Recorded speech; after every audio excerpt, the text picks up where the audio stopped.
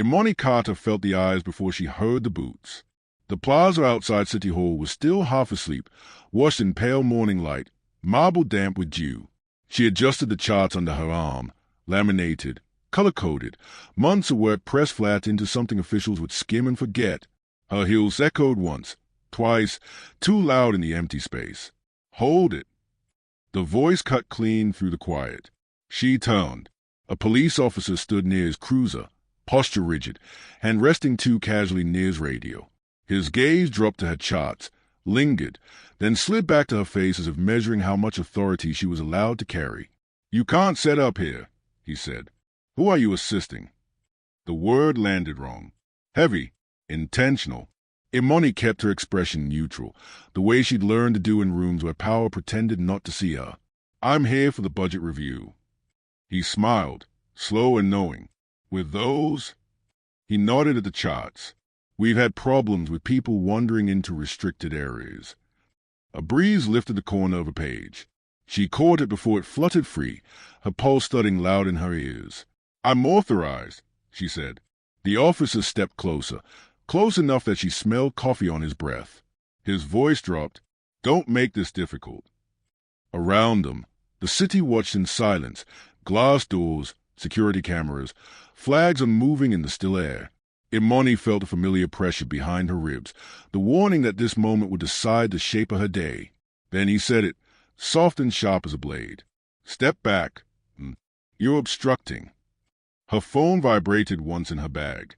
Imani didn't move. Imani Carter arrived at City Hall before sunrise, coffee cooling in her hand, charts tucked under her arm like a shield. The marble steps were slick with dew, lights humming overhead, and the building breathed quiet power. She had learned to arrive early, to read rooms before they read her. A cruiser's engine idle at the curb, blue paint catching the first gray light. Officer Mark Daly stood beside it, arms crossed, eyes scanning the empty plaza. When he saw her, his jaw set. He called, voice clipped, "You can't be here yet." Imani stopped, the word yet snagged on her ribs.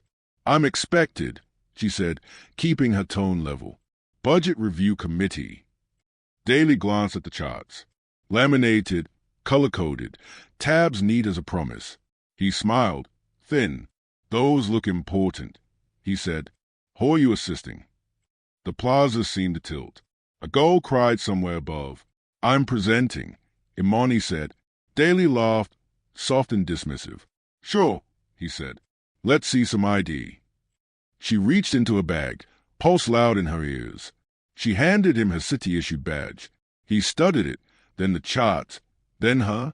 "Funding controls," he read aloud. "That's a big word for an analyst." A heat climbed her neck. "I'm the director," she said. Daly stepped closer. His breath smelled of mint and coffee. "Don't get smart," he murmured.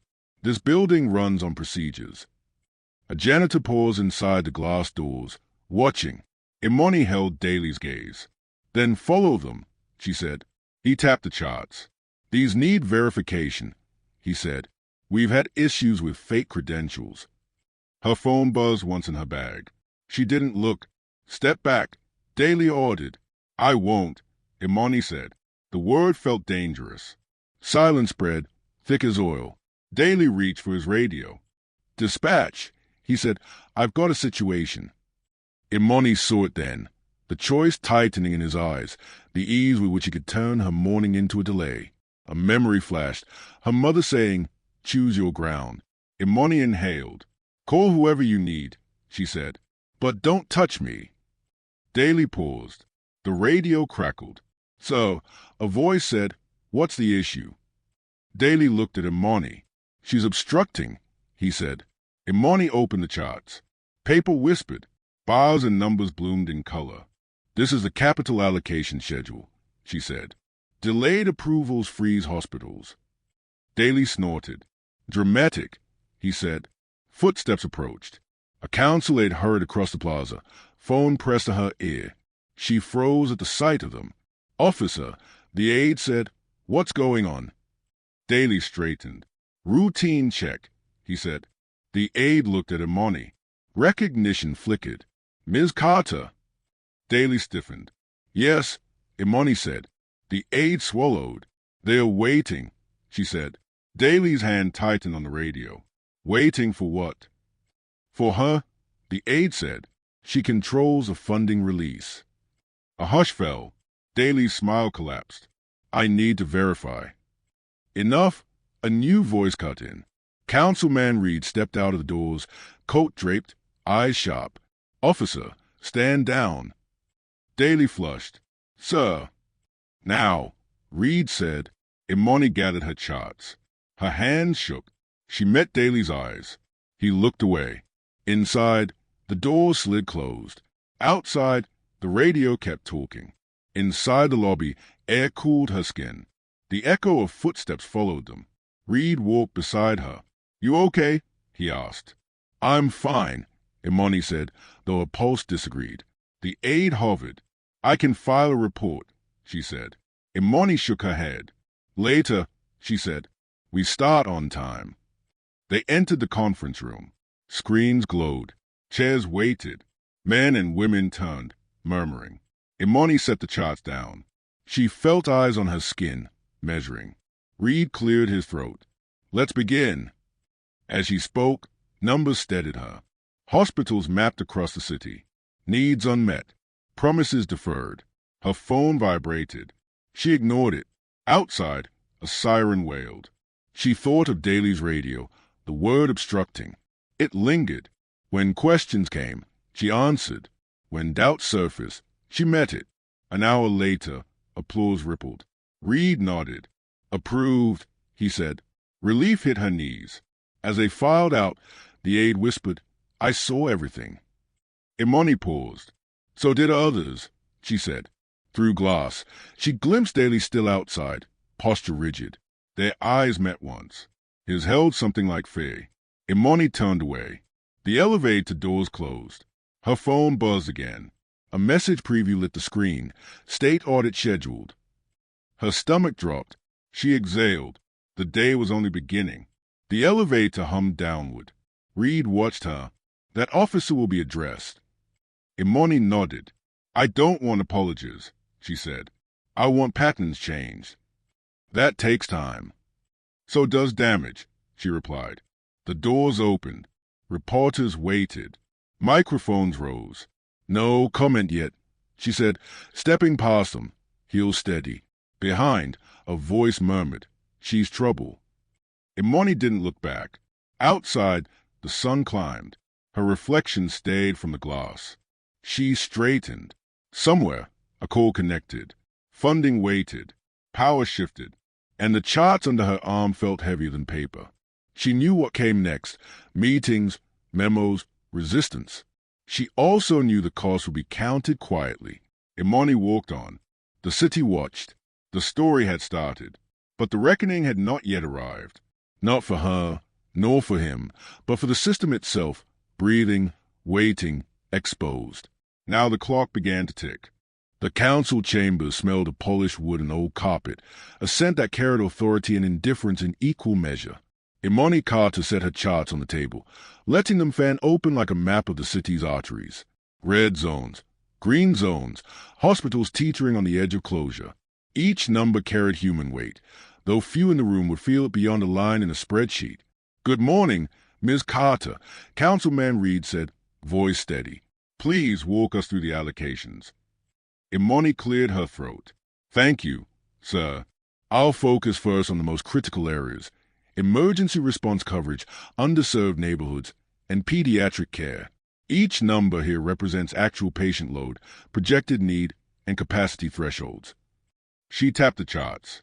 Colors shifted under the fluorescent lights, orange blocks indicating hospitals at risk, green blocks representing facilities above minimum standards. The data spoke in absolutes. The human stories behind it were invisible to most. A council aide whispered something to the council clerk, who adjusted papers in front of a woman seated beside him.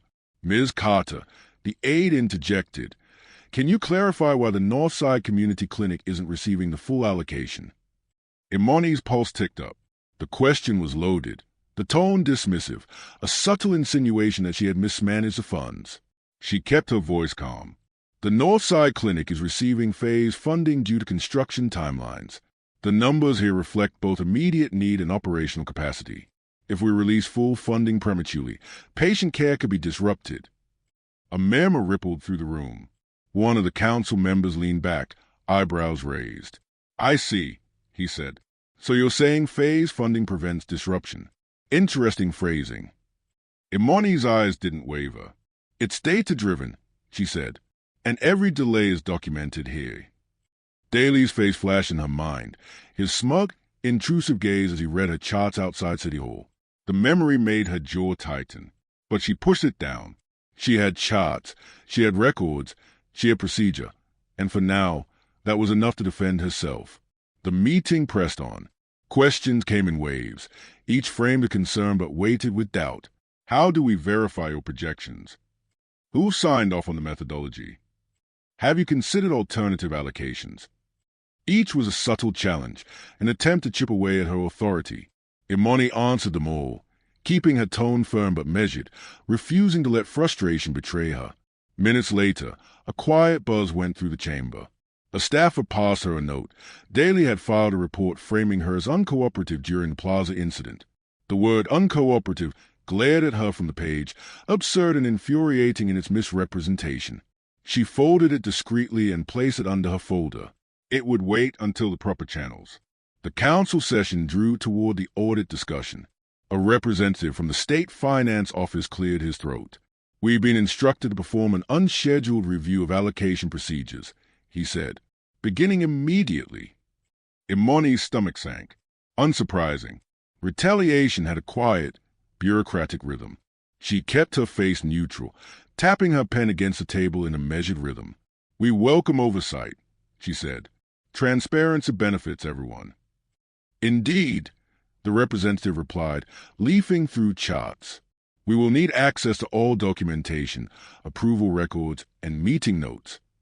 Daly's name floated in her mind again. She didn't panic. She had already prepared for this eventuality, assembling files, emails, memos. She had learned over the years that paper could serve as a shield when the world refused to see you. Outside, a janitor wheeled a cart down the hall, his wheels squeaking against tile. The sound echoed through the chambers, unnoticed by most, but Imani heard it as sharply as the tapping of her own pen. Each minor noise, each overlooked detail, could tip the balance in moments like these. She had learned to notice what others ignored. The meeting stretched on. Council members debated minor reallocations, occasionally challenging her interpretations.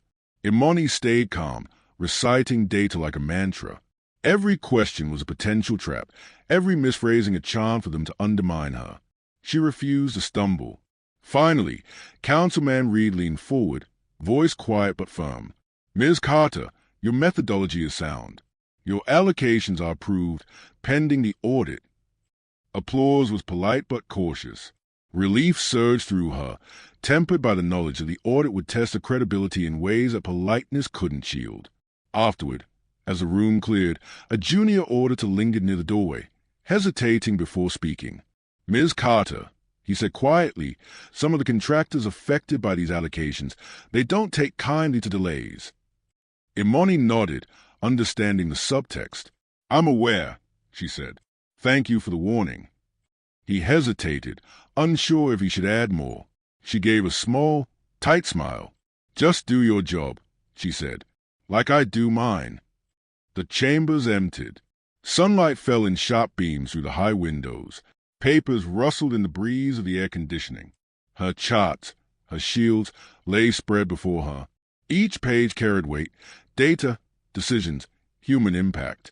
She touched the top sheet lightly, feeling the pressure in her chest. Daly's report, the audit, the council's veiled skepticism, it all moved against her, invisible yet tangible. Her phone buzzed again. Another message, another ripple in the morning's calm. She ignored it, placing the device face down. Control was measured in what you responded to, not what demanded your attention. Outside, the city waited. Daly remained somewhere near the plaza, posture rigid, gaze calculating. The world had noticed her once, and he had been humiliated. But retaliation wore a quieter mask than he imagined. Imani packed her chart slowly. Each folder slid into place like armor, each tab a reminder that knowledge was power. She would face the audit, endure the bureaucratic obstacles, and document every step. The system might bend against her, but the paper would not lie. And yet, as she stepped into the hall, a shiver ran down her spine. She could feel the pattern forming.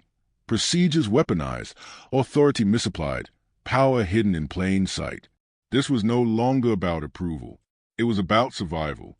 And she intended to survive.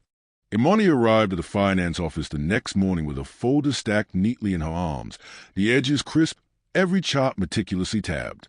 The building smelled faintly of paper and cleaning solution, sterile and indifferent. She stepped past the metal detectors, flashing her badge with the practiced calm of someone used to having her presence questioned. Inside, the audit team waited. 3 men, 2 women, each armed with clipboards, laptops, and an air of quiet authority. Their expressions were neutral, but Imani had long ago learned that neutrality could be weaponized. Procedure was their armor, silence, their shield. The air between them carried tension, unsaid assumptions lurking like shadows in the corners. Ms. Carter, the lead auditor, said, "Voice even. We'll start with the Northside Clinic. Can you provide the full record of allocations and communications regarding its funding schedule?" Imani handed over the folders, letting the charts fall open on the table.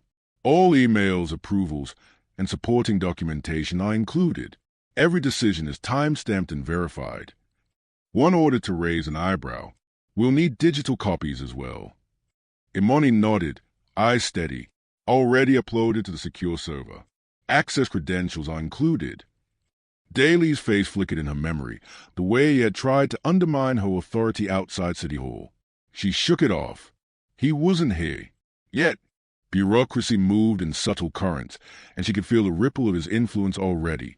The sudden delays in staff responses, the unexpected procedural questions cropping up, small obstacles that require meticulous attention.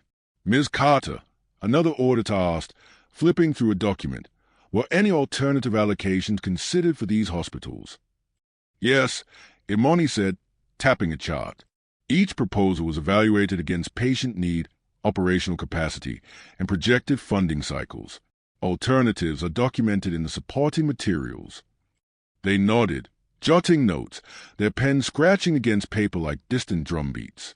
Imani felt a rhythm of control, the pulse of accountability, the unspoken challenge that this room could strip her authority with a single question or missing signature.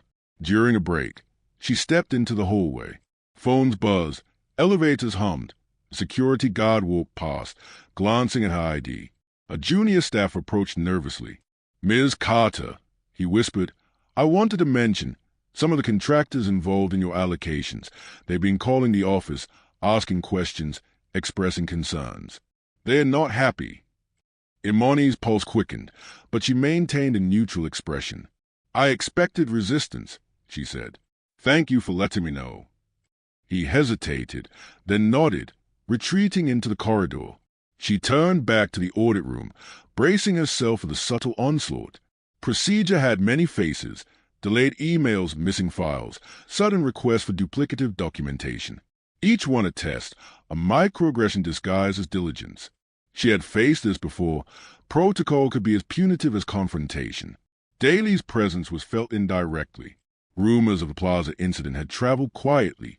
Someone had mentioned his name during a previous meeting, a shadow of bias lingering in the room. The auditors moved efficiently, but with the faintest undertone of skepticism that reminded her of him, questioning her competence, doubting her authority, measuring her every move. Hours passed. Documents were cross-checked, timestamps verified, emails confirmed. The auditors spoke little, allowing the silence to amplify any hesitation or misstep. Imani answered each inquiry calmly, methodically, aware that even one slip could be framed as obstruction. She traced each allocation, every decision, like retracing footsteps across a minefield. Lunch arrived in a nondescript cardboard box. She ate mechanically, eyes scanning her chart again, thinking of hospitals that had nearly closed, of staff waiting for funding, of patients who could be affected by a single bureaucratic delay. The human cost weighed heavier than any procedural check. By mid-afternoon, the lead auditor leaned back, folding his hands. "Ms. Carter, All records are consistent. Procedures followed. No anomalies detected beyond standard variance. Relief barely touched her. Compliance did not guarantee protection. Daly's influence might manifest later, in subtle challenges, in official reports framed in his favor. She felt the invisible current of bureaucracy pulling at her, testing patience, testing resilience. Paper could shield, but it could not erase intent. Then, footsteps echoed in the hallway. A familiar voice called out, "Officer Daly here for questioning." Her chest tightened. He had not yet been reassigned, and though he couldn't interfere directly within the audit, his presence was a reminder of the wider system's pressure, procedures layered over power, authority shadowed by bias. Imani straightened, tapping her pen against the table. The auditors gave no sign of disruption, but she felt the ripple nonetheless. Every gaze, every gesture became a measurement of her resolve. Procedure could protect her, but only if she stayed vigilant. Daly lingered near the doorway, posture careful now, restrained, eyes flicking toward her with a mix of calculation and irritation. A union representative appeared beside him, quietly speaking in hushed tones. She caught only fragments. Report, misunderstood, keep it formal, avoid escalation. Imani kept her expression calm. She had charts, logs, emails, approvals, a record that would withstand distortion. Every procedural hurdle Daly tried to create could be countered with documentation. Yet, the weight of knowing that his report still floated in the system pressed on her. Resistance required patience, and patience demanded vigilance. The audit concluded without incident. The auditors left, thanking her for cooperation, though her impression was that gratitude was as procedural as scrutiny itself. She packed her chart slowly, each folder sliding into place like armor. Every color-coded tab, every time-stamped document, a shield against the subtle power wielded by those who preferred her invisible. Daly remained outside, unseen by most, a figure of quiet authority still casting a shadow. The system had rules, procedures, formalities, but human intent, bias, and resistance lived in the gaps between them. Imani felt the pulse of it, steady, urgent, and she knew she could navigate it only with eyes wide open, records impeccable, and resolve unshaken. As she exited into the hallway, the building humming around her, she knew the ripple from the plaza incident would continue. Reports would circulate, whispers would travel, and subtle resistance would take shape. Procedure protected her, but it did not absolve the system from its hidden biases. Her phone buzzed once, a small vibration in her bag. She ignored it. Control, she reminded herself, was measured in what you respond to, not in what demands attention. And the city, sprawling beyond the tall glass windows, waited, unaware of the slow, quiet battle unfolding in the name of justice, accountability, and survival.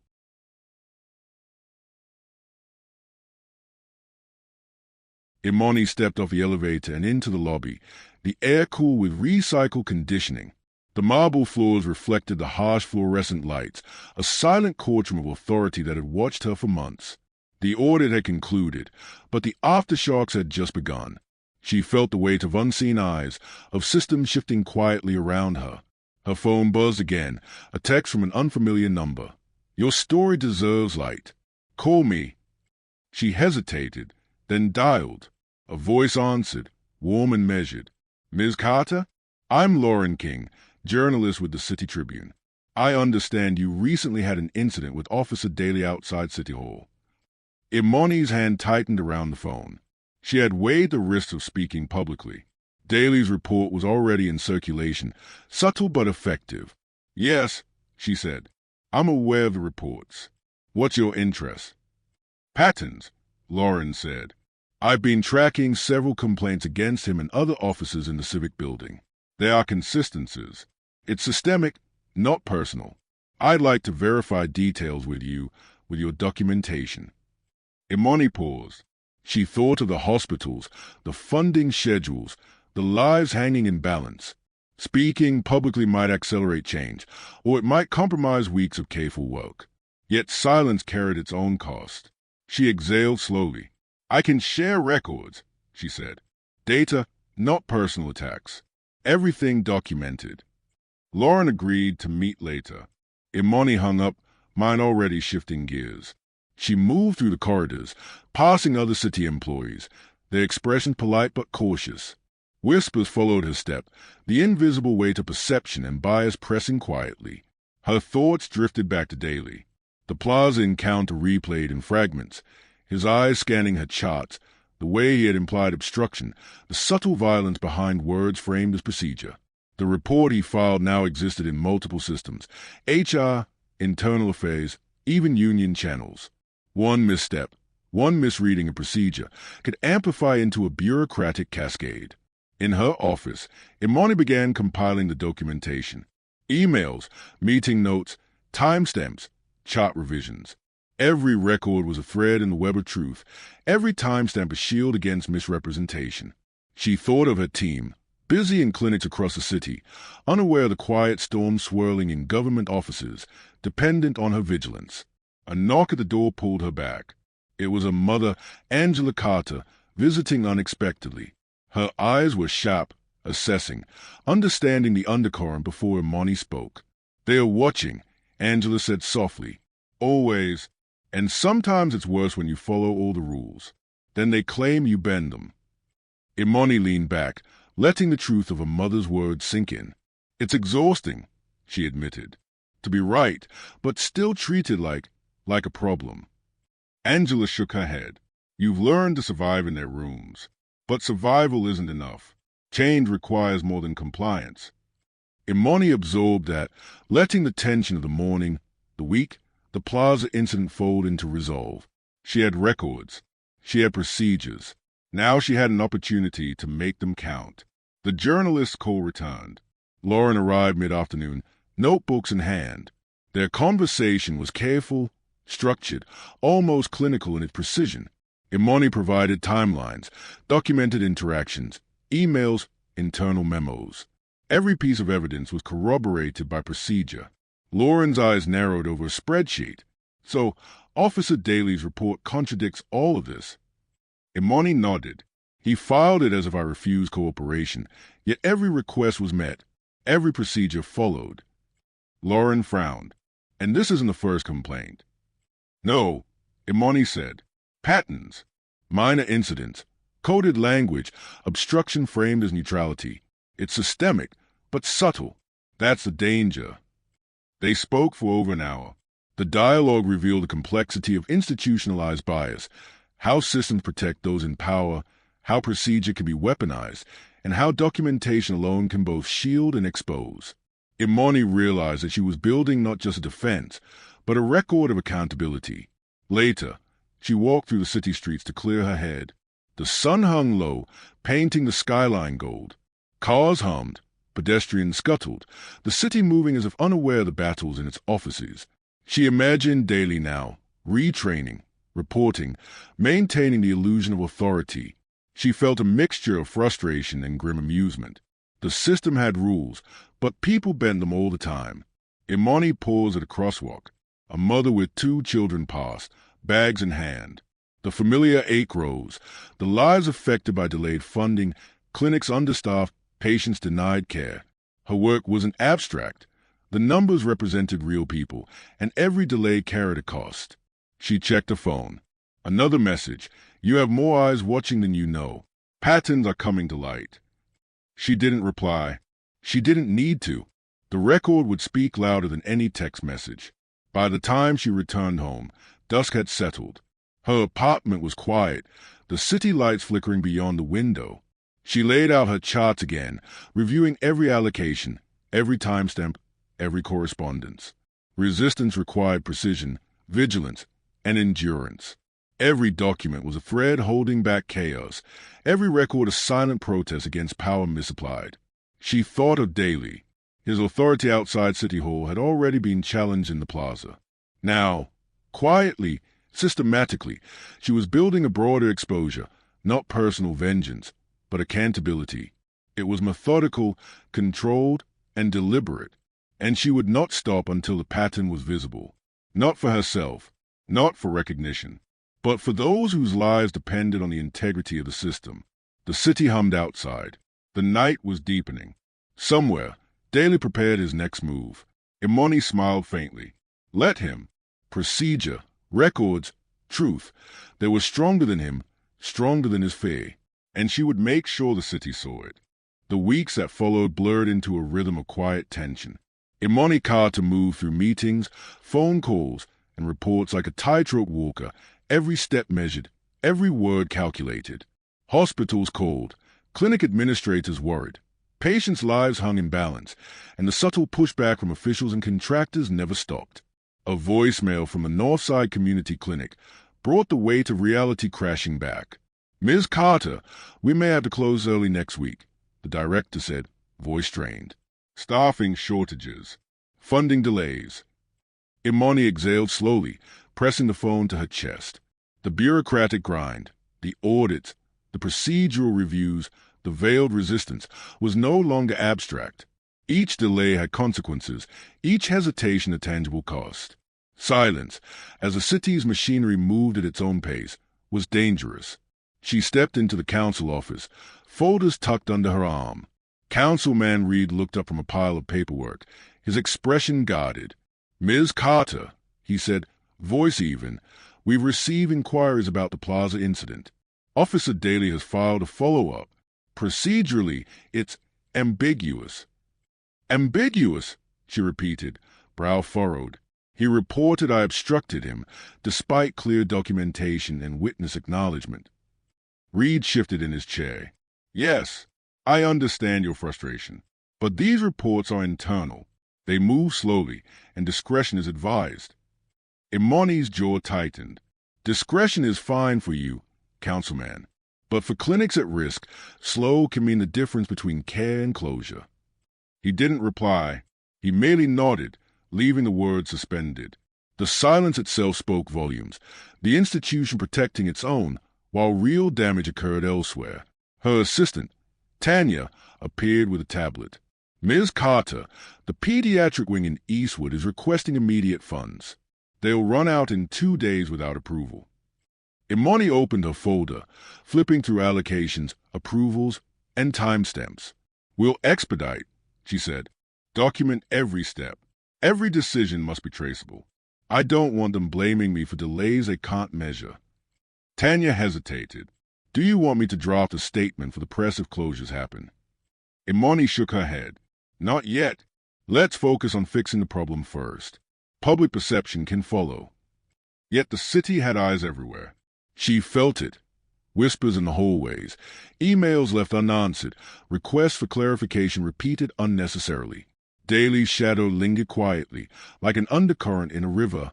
She had documentation, evidence, and procedural accuracy, but systemic resistance could still chip away at outcomes, imperceptibly but surely.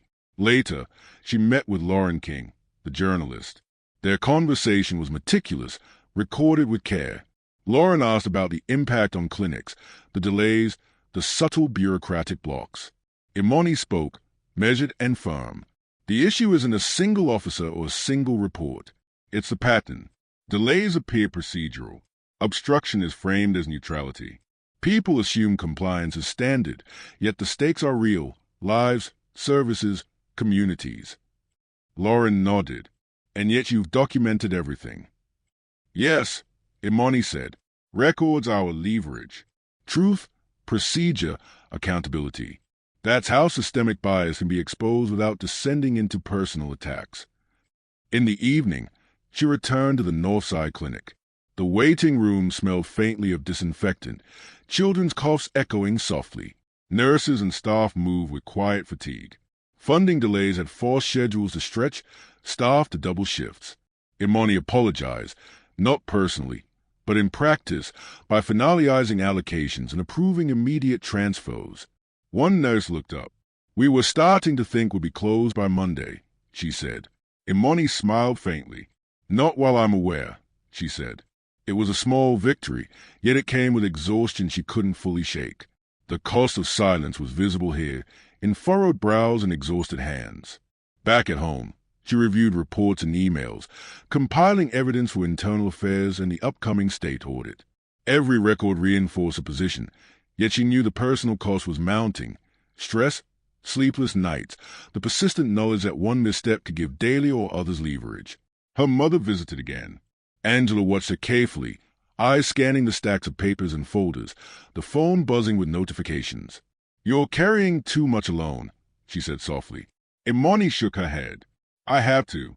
If I don't, people lose services. Clinics close. Patients go without care.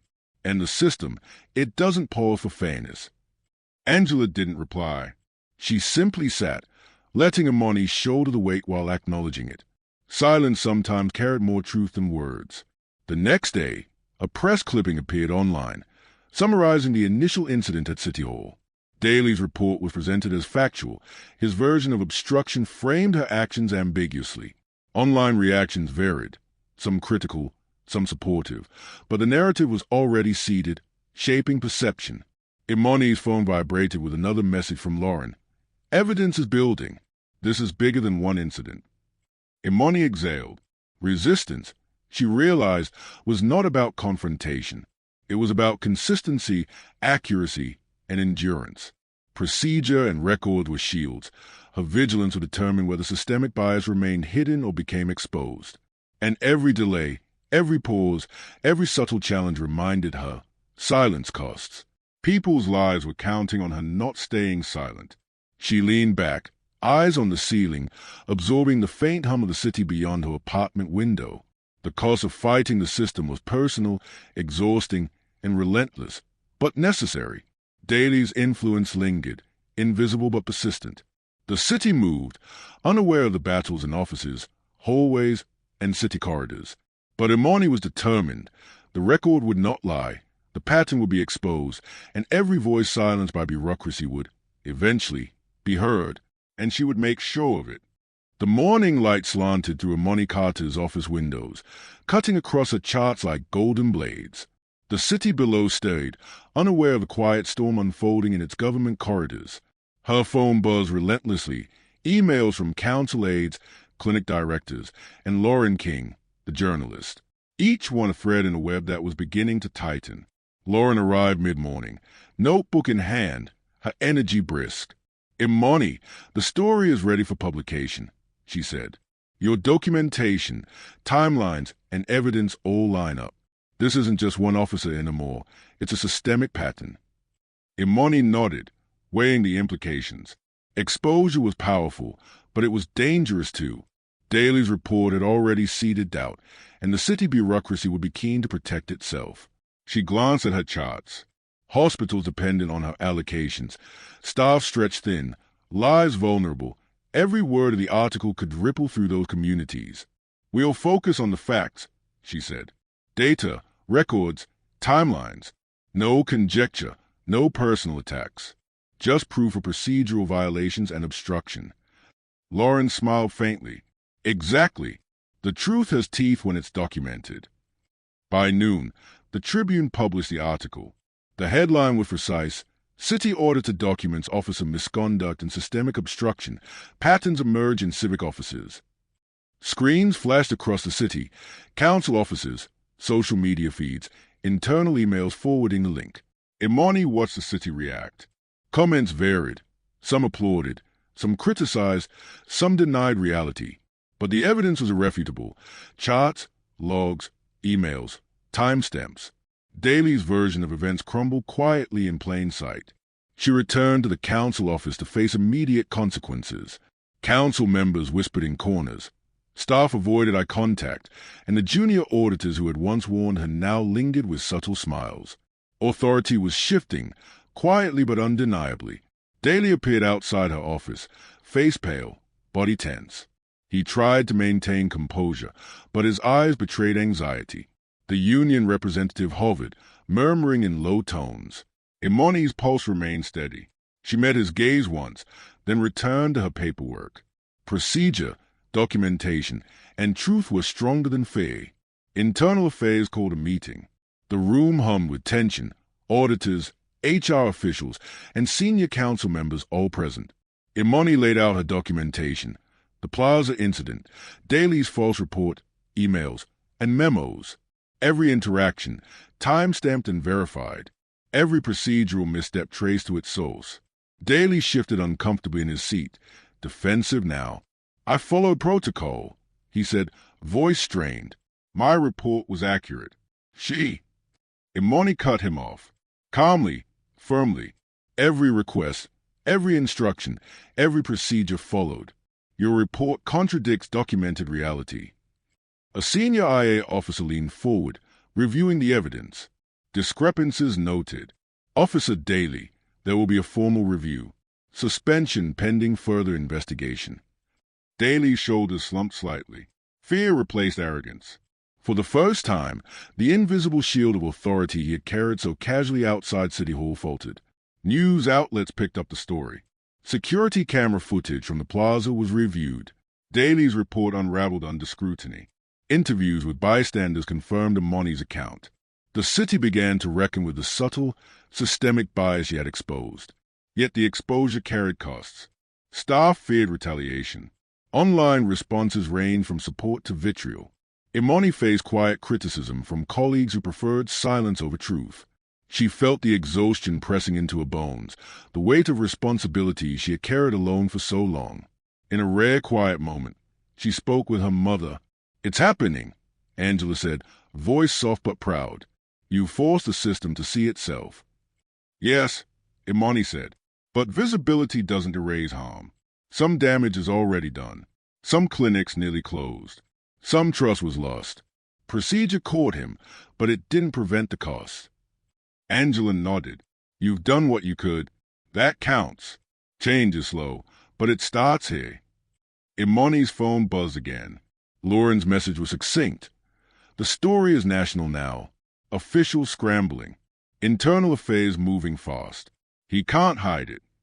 She exhaled. Daly's world had shifted. Authority that once relied on intimidation and subtle coercion was now stripped of credibility. But the system's inertia remained.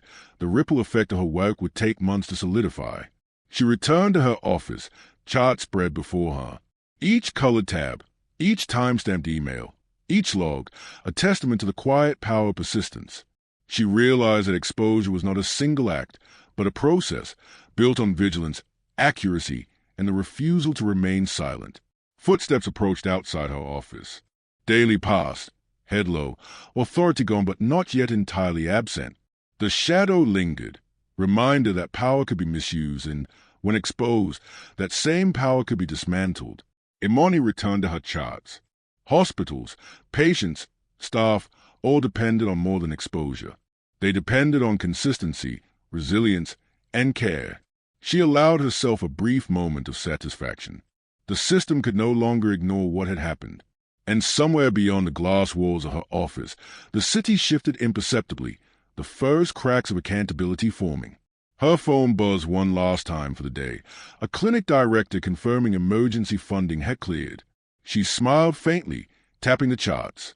Procedure, documentation, persistence. It had worked. But the fight, she knew, was far from over.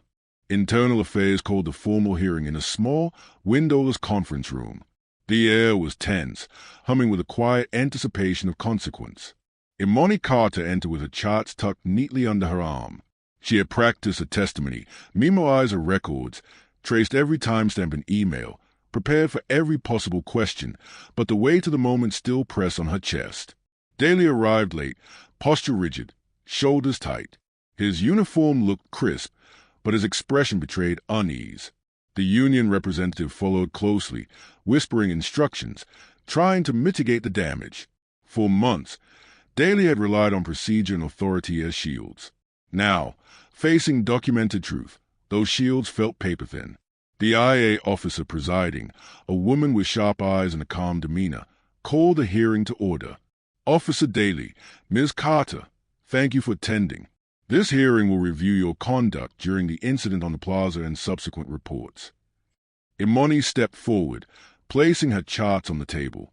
"All records have been submitted," she said, voice steady. "Time-stamped emails, approvals, internal communications. Every request and instruction documented." Daly shifted, attempting a confident posture. "I followed procedure," he said. Her presence was causing disruption. She refused instructions. Imani met his gaze, calm, unwavering.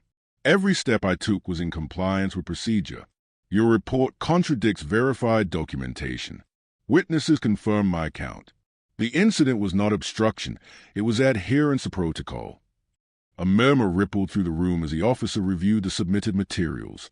Pages of charts, emails, and memos lay between them. Every timestamp, every signed approval, every logged interaction confirmed Imani's statements. Daly's claims began to crumble in the weight of evidence. The officer looked at him sharply. "Officer Daly, your actions demonstrated a disregard for procedure and misuse of authority. Internal Affairs finds sufficient evidence of misconduct. Consequences will follow." Daly's shoulders slumped slightly. Fear replaced arrogance. This is excessive," he muttered. The officer's gaze was firm. "Excessive is ignoring procedure and filing misleading reports. You will be suspended for 30 days, reassigned from civic building duties, and required to complete retraining on procedural compliance and bias awareness. Documentation of this hearing will be placed in your permanent record." Daly swallowed, unable to speak. The union representative muttered under their breath, but the decision was final. Authority stripped to accountability, and the veneer control cracked. Imani exhaled quietly, tension easing, but relief was tempered. The damage from prior delays, the clinics at risk, the patients impacted, the whispers of doubt among colleagues, could not be undone by a single hearing. She had won accountability, but not perfection. The IA officer turned to her. "Ms. Carter, your documentation and testimony have been invaluable. Internal Affairs will be revising protocols to prevent future misuse of authority. Your diligence has made a difference." Imani nodded. "Thank you. But changes must be systemic, not symbolic. Lives are affected every day." A council aide approached, whispering that several hospital administrators had requested a meeting to acknowledge her work and clarify funding schedules. For the first time in weeks, she felt the quiet satisfaction of progress, the small victories that mattered more than headlines. Outside the room, reporters and city staff circulated quietly, murmuring about the outcome. Daly passed her in the hallway, head low, posture rigid. His previous aura of intimidation had evaporated, replaced with a recognition that authority without accountability was fragile. Imani returned to her charts, tapping tabs, reviewing allocations. Hospitals needed more than exposure. They needed consistent, timely action. Procedure and persistence would continue to be her weapons. Her mother called later that evening. "I saw the news," Angela said. "I'm proud of you. You didn't just follow procedure. You held the system accountable." Imani leaned back in her chair. "It's not over. Some damage is irreversible. Clinics closed temporarily. Staff was stressed. Patients affected. But at least a pattern has been exposed. Others won't be able to ignore it so easily." Angela was quiet for a moment. Sometimes the hardest victories are the ones that come with cost.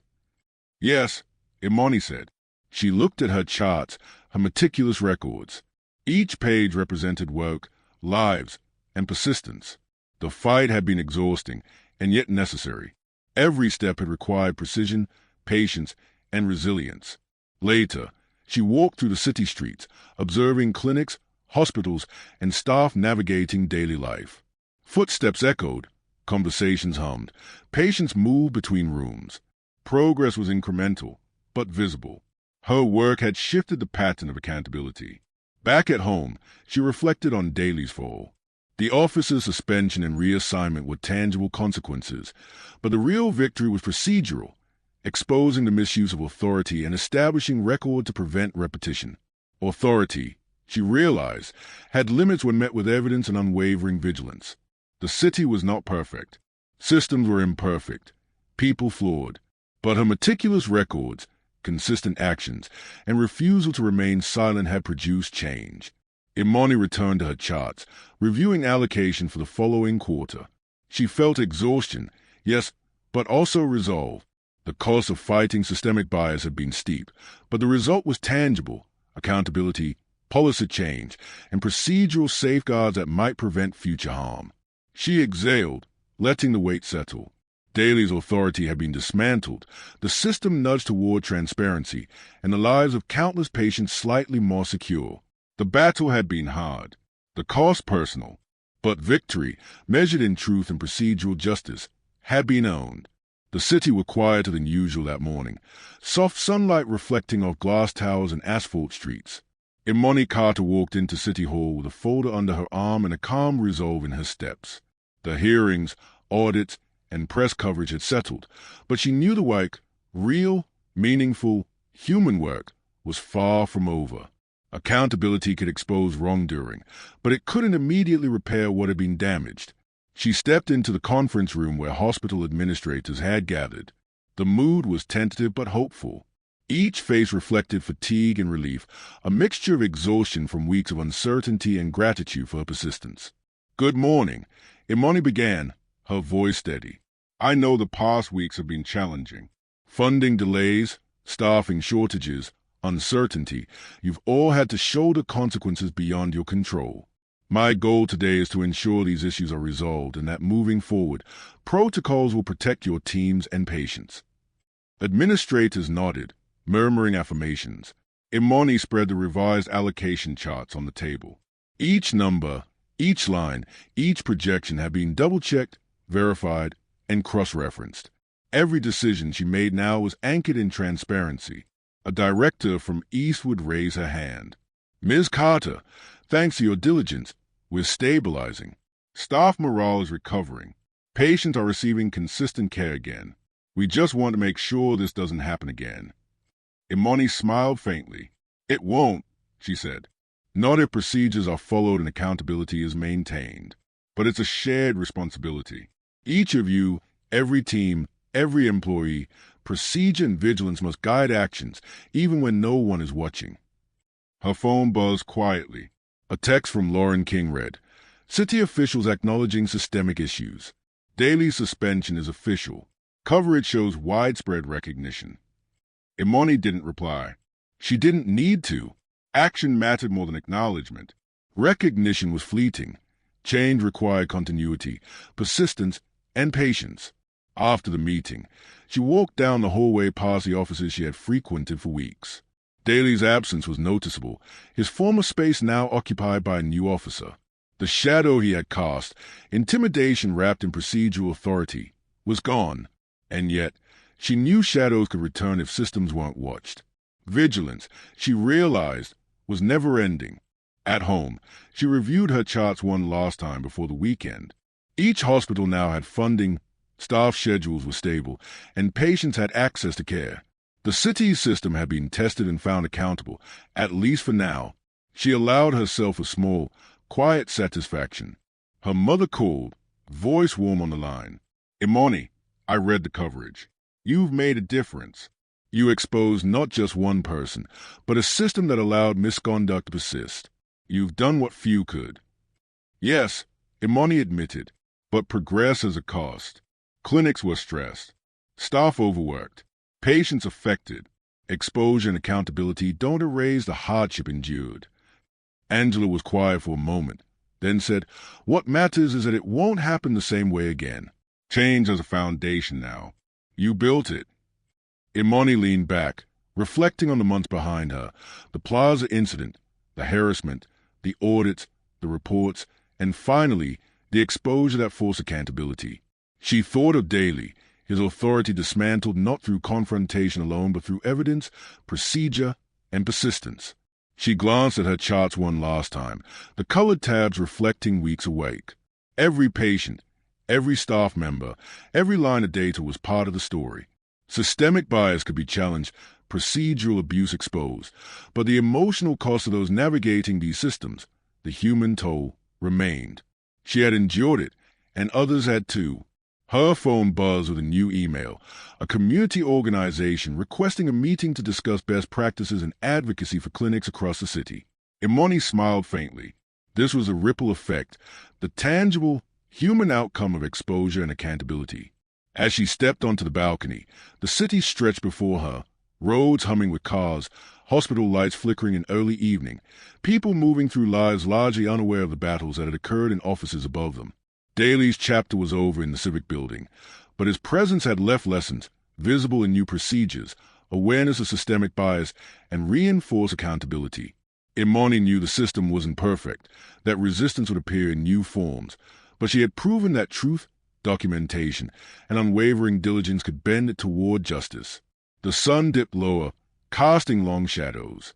Imani's gaze lingered on the horizon, feeling the quiet weight of responsibility, the cost of advocacy, and the resilience required to navigate it.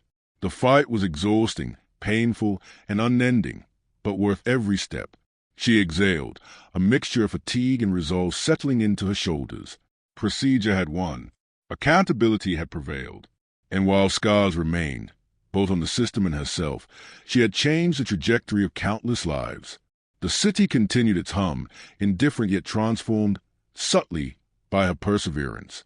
And Imani Carter, guardian of truth in a maze of procedure, witness to injustice, and architect of accountability, was ready for whatever came next.